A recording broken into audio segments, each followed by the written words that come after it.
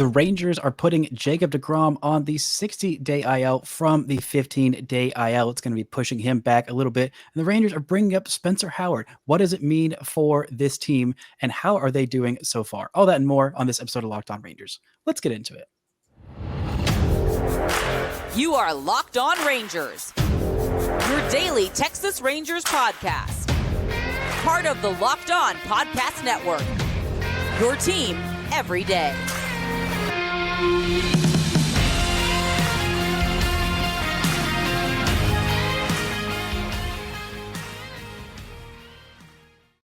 You are locked onto the Texas Rangers. I'm Bryce Patrick, a cripplingly addicted Texas Rangers fan since 2010, the founder and host for all 5 seasons of this Locked On Rangers podcast. Thank you all so much for making Locked On Rangers your first listen every single day. If you're not already, you can follow me on Twitter at Bryce Patrick. You can follow the show at Locked On Rangers and follow my guest, Grant Schiller, at OG Shill. Subscribe on YouTube, where the best way you can help grow the show is to comment nearly anything below. We're recording this right after the news of Jacob deGrom being transferred from the 15-day IL to the 60-day IL with right elbow inflammation. And joining me is Grant Schiller, the prospect guru writer at Baseball Prospectus. How you doing today, buddy?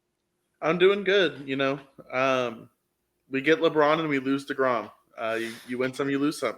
It is a heck of a day for Dallas sports talk radio and podcast as well. Before we get into today's show, this episode is brought to you by Game Time. Download the Game Time app and create an account and use code LOCKEDONMLB for $20 off your first purchase. Last minute tickets, lowest price guaranteed. Sorry, I should have run that up before I brought you in, but I figured we had to talk about the most important news of the day. Well, of course, but let me correct you. LeBron being recruited by Kyrie is a good month for sports talk radio. Mm-hmm. I mean, they will be talking about this 4 or 5 weeks from now. Well, that's maybe when we will end up seeing Jacob deGrom back on the hill. He is transferred to the 60-day IL. Like I said, June 28th is the first that he'll be eligible to be activated. And in case you're keeping track at home, remember, you might be thinking, well, don't the Rangers have a series against the Astros coming up later this month? They do. Jacob would come back the 28th, and the series against the Astros starts the 30th. Now I'm not saying that he is immediately going to come back on the 28th or what this means, but I'm just general curious of. I have a general curiousness of how curiosity. Jesus, words are hard.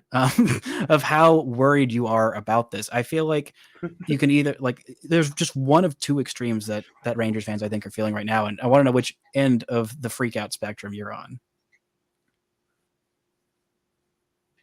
No, I'm not really worried at all. I mean, first of all, the team's 38-20.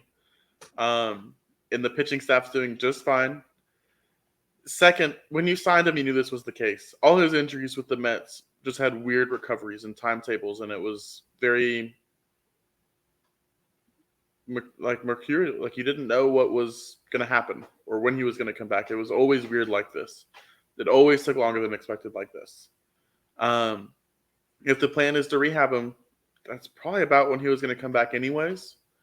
I think the only thing that's given me pause is that Evan said that they're going to do an MRI again, but that might just be out of precautionary. I don't know. My attitude is mostly, if he's in October, I'm fine. He's going to be hurt a lot. That's just how he is. If he's healthy for October, we're fine, and we're a long ways from October. We're definitely a long ways from October. And, you bring up that point about how long it would take for him to, go through the rehab process. I mean, he wasn't even facing live hitters yet. I was just kind of confused because he'd been throwing so many bullpens. So I will give my official update. We are at DEFCON 3 right now on the DEFCON preparedness scale compared to the DEFCON emergency readiness nuclear reaction scale. For those who don't know, DEFCON 3, we're right in the middle of the road. It's called Roundhouse, increase in force readiness above normal levels. So that's about where we are on, at least for me personally, and my ranking of the DEFCON scale. We could have gone all the way up to DEFCON 2, fast pace. Next step to nuclear war has been taken. I don't think we're quite there yet. I mean, it takes a pretty steep jump to go up to DEFCON 2, and then in DEFCON 1, that basically means nuclear war is either imminent or has already started. So it would take a lot to go up there too. So have I just never understood how DEFCON ratings work? Like, lower is more serious? Lower is less. The higher, the lower the number, the more serious it is. So, Okay. DEFCON 5, fade out, lowest state of readiness. So Okay. it's I'll a go confusing DEFCON 4. system. You'll It go is wow. confusing. DEFCON 4, for those who don't know, the words next to it, double take, increase in surveillance and security measures to enhance protection and vigilance. So Yeah, that's is about that it. what you're feeling? Okay, Yeah. that's solid. That's solid. And again, this was always the case, and I am so sick of Mets fans coming into my mentions or my YouTube comments like, "Oh, I knew this was going to happen. This is the thing that happened in New York." We all know you're not providing any new information. This is not some revolutionary detail. You and 100 other guys with Mets avies on Twitter are yelling this into my mentions. See, we're doing just fine. Well, it's not like the big signings that the Mets have signed have really done all that well either. I mean, Justin Verlander hasn't pitched all that much. I mean, he's still pitching now, and he's also getting lit up. And the other old man, Max Scherzer, is also getting lit up and had missed time, and including a couple weeks with that weird sticky stuff suspension. And neither of them have been particularly super effective. They've had their good outings, but like they've been inconsistent as well. So it's not like, wow, we really showed them and got someone that's better than deGrom. It's like, yeah, they've combined for more innings and maybe more WAR. I don't know that they even have, but still, it's like it's fine. And it feels so weird and cocky to say that, but the Rangers have maybe the best pitcher in the entire American League in Nathan Eovaldi. He last time I checked, he was leading in innings, 80.1 innings pitched, a 2.24 ERA, and John Gray, 11 starts, a 2.51 ERA in 64 and 2/3 innings. And the guy who wasn't good enough to make your opening day rotation, Dane Dunning, 13 games, 5 starts, 2.06 ERA in 48 innings pitched. Like it's just insane what the starting pitching staff has done. And I knew it was going to be significantly better, but like to this level, and even with Martin Perez's regression, and you're probably listening to this after maybe he had a really great game against the Cardinals, or maybe he got lit up and continued that trend. But like, I don't even know what to say, man. Yeah, I mean, and for the record, I looked it up while you were talking. deGrom does have more WAR than Scherzer and Verlander combined in his 30.1 innings. That's not to mention what deGrom's done coming in after him. But the thing is, I mean, they just went and signed a lot of really good pitchers. So, but beyond that, for this team to be 38-20, like everything is like 30% better than expected, right? Eovaldi was a good signing. I was all on board with that. He's way better than expected. Gray really got lucky through the first part of the season where he wasn't throwing well. Now he is throwing well, and doesn't seem like there's an end in sight there. Heaney isn't the Dodgers him, but he's certainly not pre-Dodgers him. And Perez, I mean, I don't know about you. I really thought he was going to regress to back of the rotation guy, and he's a fine back of the rotation innings eater still, and they needed that. And then Dane Dunning has a 2-something ERA, which 206. I don't understand. 206. Yeah, like I think the expected ERA is like around like 3.8 or like 4.5 or something like that. So like, which is still better than expected. Yep. It's just like, I mean, wow. And I mean, the Rangers have also gotten a lot of help from some young guns, including Josh Jung. And, the starting pitching staff has done well. And there is a young starting pitcher who is starting to turn around, who Grant has gotten some of his expert scouting eyes on that we will get into in just a second in Jack Leiter. But first, this episode is brought to you by Game Time. Forget the months of planning in advance. Game Time has deals on tickets right up to the day of the event. Get exclusive flash deals on tickets for football, basketball, baseball, concerts, comedy, theater, and more. You can get yourself tickets to a Nathan Eovaldi start, a Martin Perez start, or maybe not this homestand. If you're listening to this, you probably missed your window on that. But the Game Time guarantee, it doesn't matter if you're getting a Martin Perez start or a John Gray start. You always get the best prices. If you find tickets in the same section and row for less, Game Time will credit you 110% the difference. Get images of the receipts before you buy, so you know exactly what you're getting and what to expect when you arrive. Buy tickets in a matter of seconds, 2 taps, and you're all set. Download the Game Time app, create an account, and use code LOCKEDONMLB for $20 off your first purchase. Terms apply. Again, create an account and redeem code LOCKEDONMLB for $20 off.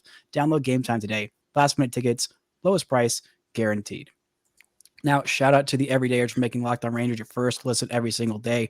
On tomorrow's show, I'll be talking about my first All-Star ballot. The Rangers take on the Cardinals this week and catch every pitch with the hometown broadcast on SiriusXM. Just download the SXM app and search Rangers. Now, we're talking about some Rangers pitchers who were doing very, very well. And you are the prospect encyclopedia, as I have called you many times before. And you have seen one prospect who is doing quite well, actually a couple who have been doing quite well, in terms of Jack Leiter, who was just the story of the month for the Rangers minor league system in the month of May. Am I correct in my declarative statement there? Yeah, probably. I mean, there are other guys who took jumps, but he is the biggest name of them. So I got to look at his last start at May, right? Earlier in the month, he was just mowing everybody down. He looked, at least results wise, back to himself, right? The start before me, he had walked 7. So that clearly played into the start that I saw. But really, it was hardening because, frankly, it was the first time since he's been drafted that he's shown progress. And that talking about the month of May there. I saw him early on in April, and I think I talked to you about it and said he kind of looked like a middle reliever, which is not what you wanted from him, but not what you want from a number 2 overall pick, right? But that's what it was looking like because he wasn't able to land the curveball still. The fastball still didn't have life, and he still was yanking everything. So end of May comes, he looks like a much different guy. The main 3 changes are fastball command was much better. He still had the every now and again yanked the glove side, but he was going through his motion much more methodically. Pretty much once the glove gets past his face, he's going a little bit slower and taking his time with it before exploding down the mound. That mechanical adjustment seems to have helped with his command. Badly needed. The curveball is definitely not what it was in his Vandy days, but earlier in the season, it looked like a get-me-over pitch. Now it was at least average. Like it's a big league quality pitch again. Hopefully the trend continues upwards there. And the slider was a little bit shorter but sharper. So that's still an above average pitch. So, I mean, with that, if he's commanding like he was for most of May, you've got a fastball that still plays well up in the zone, a big league caliber curveball, and a legitimately pretty good slider. And that gets you back into starter territory. So a month is not enough for progress to be locked in as the new Leiter. And there's still a long ways to go because the command still is a work in progress. Kind of always has been with his profile, even going back to high school and college. And I'd like to see the curveball get at least closer to back where it was when it was a true hammer. But he is looking better. And like I said, it's really the first time that you've seen progress with him since he was drafted. So it's just good to see that. It's gives you hope again.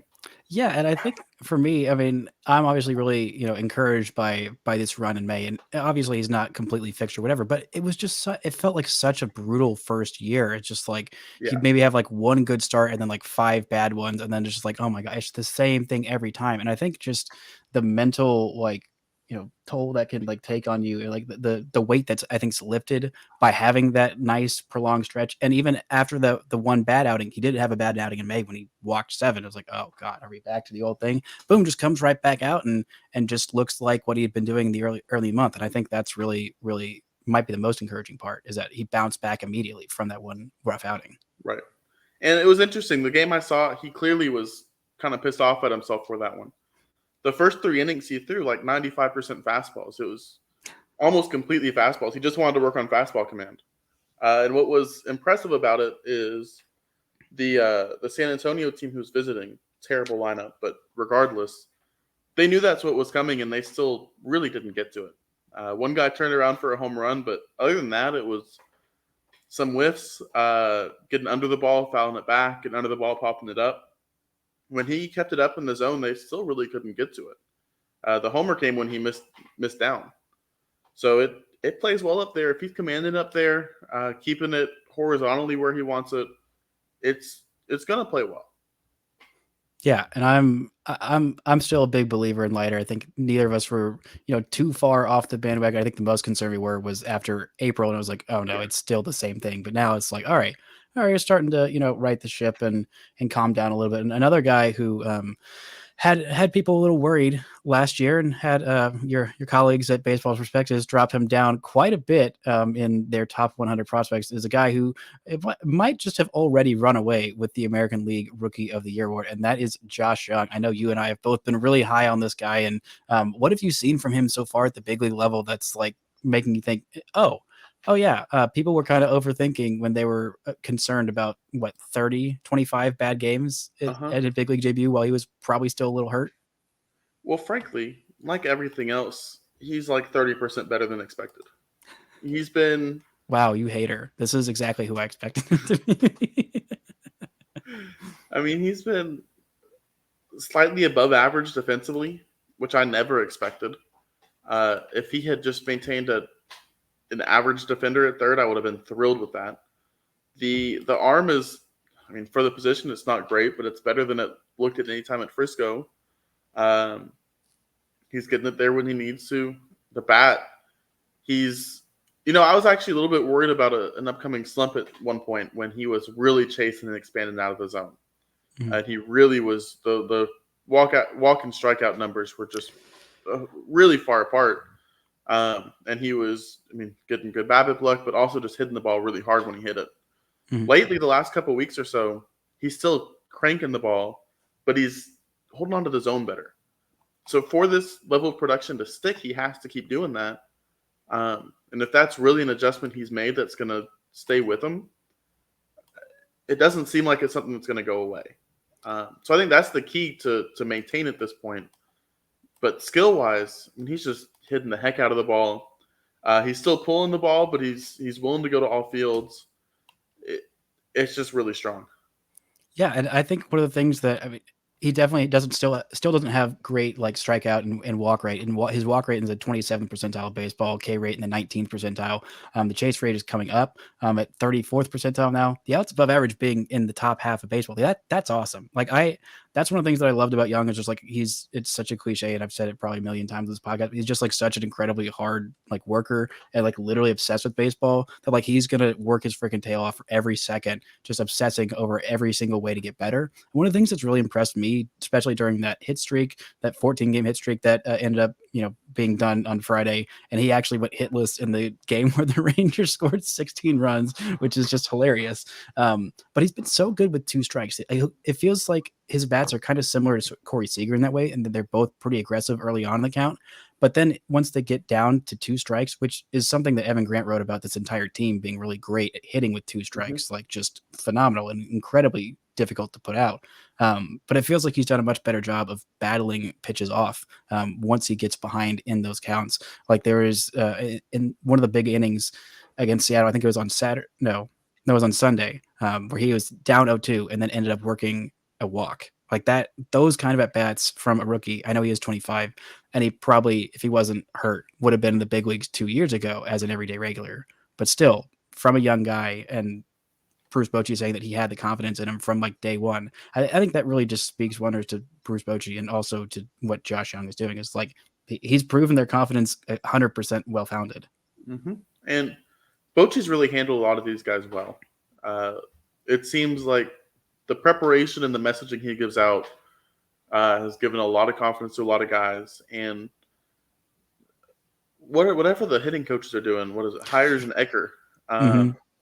It's, again, like the pitching staff, Mike Maddox is very well established, but these guys, between Jung, Garcia's improvements with his discipline, Duran breaking out, I kind of thought he'd stick this year, but breaking out more than even I expected. Taveras is hitting 300. Everybody's just 30% better than expected, like across the board. It's just this doesn't happen for the Rangers, right? Like this happens for other smarter teams. It's just really weird to see a Dallas team, and particularly the Rangers, get this kind of thing happen for them. Yeah, I mean they're getting a lot of help, especially from Bochy, giving people confidence. But you know what else gives people confidence and the tools to handle is therapy. This episode is brought to you by BetterHelp. If you're thinking about starting BetterHelp, or starting therapy, you should really give BetterHelp a try. It's so easy to get caught up in what everyone else needs from you. Take a moment to think about what you need from yourself. But when we spend all that time giving, it can leave us feeling stretched, thin, or burned out. Therapy can give you the tools to find more balance in your life so you can keep supporting others without leaving yourself behind. Therapy through BetterHelp is entirely online. It's designed to be convenient, flexible, and suited to your schedule. Just fill out a brief questionnaire to get matched up with a licensed therapist and switch therapists at any time for no additional charge. Find more balance with BetterHelp. Visit betterhelp.com/lockedonmlb today to get 10% off your first month. That's BetterHelp, HELP.com/lockedonmlb. Now, shout out to the everydayers for making Locked On Rangers your first listen every single day on Thursday's show. Hopefully, I'll be doing a little bit of a recap of another winning series, maybe against this Cardinals team. Either way, we're going to talk about what we learned on that. And you can catch every pitch of the hometown broadcast against the Cardinals on SiriusXM. Just download the SXM app and search Rangers. Now, you and I were talking about this a little bit before we hit the record button of, is this the best case or worst case scenario? And like you said, everyone's like kind of 30% better than league average. But again, the Rangers it's not like they haven't had setbacks. I mean, they've had Martin Perez, who was an all-star last year, regress pretty mightily. I mean, they've had, Mitch Garver miss like 6 weeks. They had Corey Seager missing 5 weeks. We now have Jacob deGrom on the 60-day IL, and he hasn't pitched since April 28th. And we even had like a really, honestly, kind of brutal month for Jonah Heim, who now seems to be looking like he's coming out of it now that he's cut his hair. I don't know if that's the cause necessarily, but I'm not saying that. So in terms of like a percentile outcome of like, is this the best, what, like on that range, would you say this first 58 games is? Yeah, 58 games has been. I mean, they're 38-20, and their Pythagorean record is 43-15. Like, they have the best Pythagorean record in baseball. We can sit here and pick and choose. Like, the way they played with how well they played, they should have more than a 3.5 game lead. Part of that is the bullpen has imploded in close games. Part of that is you did lose deGrom and Seager, but even when Seager was out, Duran killed it. When deGrom's been out, Dunny's been killing it. Like, I don't know. I think it's as close to 100th percentile as you can really get without them. Maybe if you want to knock it down, it's because they're 5 games under their Pythagorean record. But I'm not really going to have much in the way of complaints here. Yeah, I still say like 90th percentile because of that, not outperforming the bullpen. But the bullpen did just get some help in Spencer Howard. I'm curious how excited are you about his debut? It seems like the couple of outings he's had, 2 or 3 outings in Round Rock. Yeah, he's had 2. Okay. Cutter's been really good. He's thrown 3 2/3 innings, 1 walk, 7 strikeouts, no hits. 1 walk, and you say no hits? No hits. I was looking at it, which means no home runs. Which hopefully that does mean no home runs. Not something we could say the last couple of years. I was looking at it. He has had, 15, 17, 19, 34 swings against him in his 3 2/3 outing or innings in Round Rock. Of those 34, 16 were swing strikes, 11 were foul balls, and 4 were put in play for outs. So he was just overmatching guys there. The fastball in the last outing was 95-98, and the cutter was really working and dipping below some bats. So relief pitching is going to be his role moving forward in his career. Yeah. But you see a lot of those top prospects fall out of starting and come back as really good relievers. I have a lot of hope that he's going to be more of a back-end guy. And honestly, I have a lot of hope that the bullpen is going to be solved from within. You think about Glenn Otto as well? Glenn Otto's a reliever for me. He's been a reliever for both of us, really since they got him. You take Smith, Howard, Otto, Burke, Anderson, that probably gives you, and Leclerc, that gives you 6 legitimate big league relievers. Cole Reagan's his last couple outings has looked honestly just he's nasty. Looked really good. He almost touched 99 his last outing. He has 98.7. America's just the radio station. Yeah. which is a bummer that Hernandez hasn't quite gotten it back on track. They've given him the outings in less than zero leverage situations, and they end up optioning him down. I'm glad that he still has options left that they can do that, but I kind of expected him to right the ship the most of like all of those guys that were going wrong, and I'm kind of surprised. I mean, I did trust maybe I did trust Burke to figure it out more, but I don't know. But Hernandez having like really bad walk issues, that's concerning. It's not even so much that for me. I mean, yes, the walk issues are very concerning for sure, and he has to get that under control. You just cannot be a good reliever in this era and walk the world unless you're just getting everybody to swing and miss at your stuff, right? Like, you have to be dependable, you have to be consistent, and you have to. Which is why Jose Leclerc has some concerns, and you cannot put him in there in a non-clean inning. No, you can't. But what really concerns me, like Leclerc, his slider, cut change, whatever you want to call it, still absolutely plays. What concerns me with Hernandez is the stuff has not played to the level that its reputation is. Like, his sinker has a 54% hard hit rate against it this year. It's only getting 16% whiffs. Back in 2020, when he was really playing well, those numbers were better. 2019, when we have data, those numbers were better. Since he's come back off the Tommy John, he's not getting swings and misses off it, even though it's 98, 99, and it's getting cranked. The slider's a better pitch, but those 2019 through 2022, whiff rates of 48, 48, 44 to 37 right now.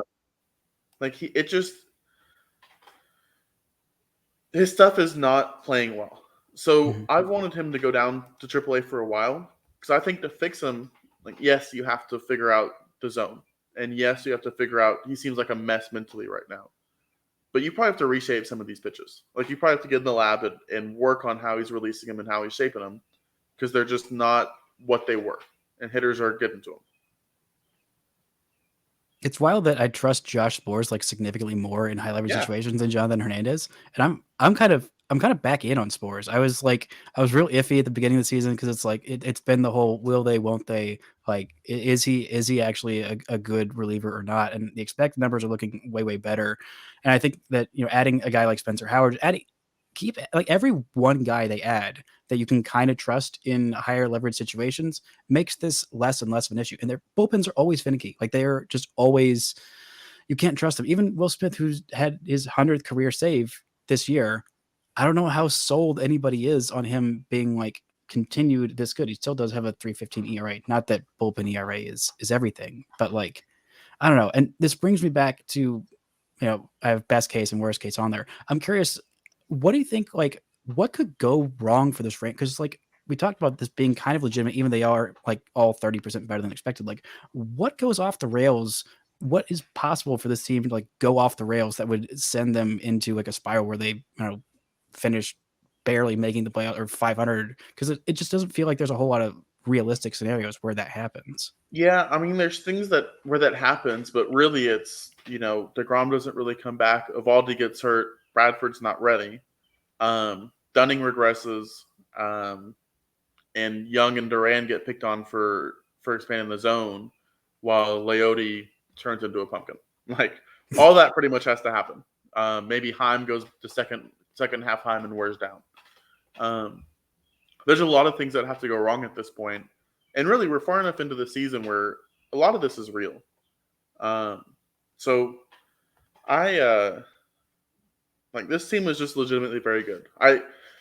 I'm still not sold that a 3.5 game lead with 100 games left is going to be enough with just how good the Astros are.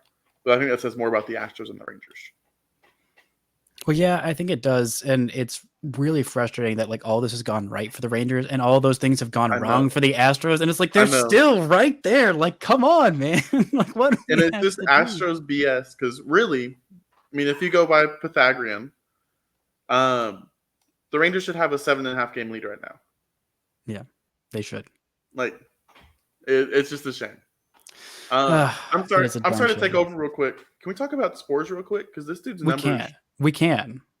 We're gonna get to him real quick, and Okay. then close out with a random ranger. But Okay. what is your take on Spores? Because I'm like, if he just like stops missing his spots 0-2 by a lot in the zone, then I think he's legitimately like maybe even the closer for this team.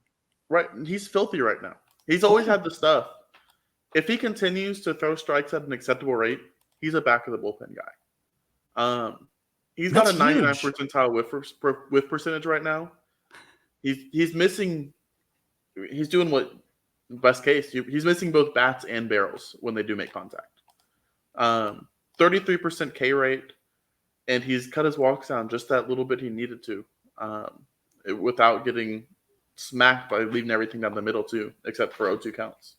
Like, yeah, he is finally looking like who he's always had the stuff to be. So I think he's going to be a dude the rest of the way. It's going to be one of those. It's going to look like another one of those moves of like the Adolis Garcia, who is going to be facing his old team this week. Shout out to the Cardinals for giving him up, and Jonah Heim and Nathaniel Lowe of all just like, wow, they really just got those guys for that price, and especially to get him from the Dodgers. It's like, oh, okay, the Rangers might actually be one of those smart teams that actually gets ones over on guys if this stuff keeps up. But this has been a lot of fun. We are ending this as we always do with our random Rangers. If you've not caught a Grant show before, we will pick just the most obscure Ranger that we can find. It has to have been on the Major League roster for a day. Does not have to have played a game, because Grant pulled one of those over on me earlier in this game. But if you have yours, I'll let you go first. Okay. So mine I actually saw play in person down in Nuevo Laredo the night before my wedding. Oh, wow. He plays for the Tecolotes de los Dos Laredos. Yes. That means the Owls. And what's cool about them is it's a border town. So every series they have 3 home games. They'll play 2 in Nuevo Laredo, the Mexico side, and they'll play 1 on the U.S. side in Laredo. So it's cool. I've been to both stadiums. It's a lot of fun. Anyways, catcher. He debuted with the Rangers in 2014. He came up through the system. Rangers were his first team. He ended up playing, 24 games for the Rangers, 83 plate appearances. 241. 2014, a 2014 Ranger catcher? Gosh. There's about 10 to choose from. Yeah. And his 241, 268, 266 slash line fit in well with that team. He would later go on to spend a few seasons with Miami. And then now he obviously is with the Mexican League. He was, however, very impactful, as he, along with Cody Eg, another random Ranger, were traded for Sam Dyson. Oh, Tomas Talise. Oh, my gosh. What a pull. That's a great pull. Okay. Mine is, it wasn't as impactful, but he does feel similarly as random. He came up in the big leagues, his first debut, 10 games. He's a pitcher. In 2009, he was 25 years old, pitched 1 game in 2010, and that's where I pulled it from, was the 2010. In that 1 game, he threw 2/3 of an inning, had a 27 ERA, and the 14 innings in his first year, 3.21 ERA, a bullpen guy. He is 39 years old, from Maracay, Venezuela, and of course, I am talking about the great Guillermo Moscoso. Okay. Who could forget Guillermo Moscoso? No one could forget Guillermo Moscoso, and clearly I can pronounce it very well as well. But Grant, didn't he have some time with the Pirates afterwards? I think so, but I just closed out his baseball reference page, so okay. The world will literally never know. It is impossible to find out. But Grant, it has been a pleasure as always, even despite this unflattering circumstances. Everything will be okay. We're only at deGrom 3, which I feel like is just going to be our standard rate for. We're going to try to keep it there. We'll weather the waves and the peaks and valleys of deGromedness, and we will be at the lowest level of deGrom preparedness when he is pitching for the Rangers in the World Series for their first ever World Series this year, next year, and for the next 5 years of his contract. But Grant, thank you so much for joining me. Thank you all so much for listening and subscribing. And until next time, don't forget to enjoy first place Texas Rangers baseball.